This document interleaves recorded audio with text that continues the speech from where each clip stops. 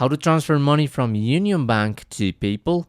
Hello everybody and welcome to our channel. Today you're gonna learn how you can transfer some money from your Unionbank account to your PayPal account. So please watch till the end to properly understand the tutorial.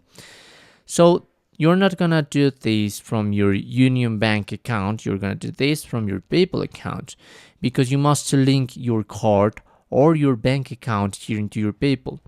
As you can see in the right panel, we have the option to add a card or a bank. So let's suppose we're gonna link a bank account, and what you must do is to fill all the data that you're gonna find there. Also, you can try it with link a card and complete all the data in order to link the card that you have from your Unionbank account. Once you have done that, you can pay through PayPal with your Unionbank money, okay? That's how you can do it.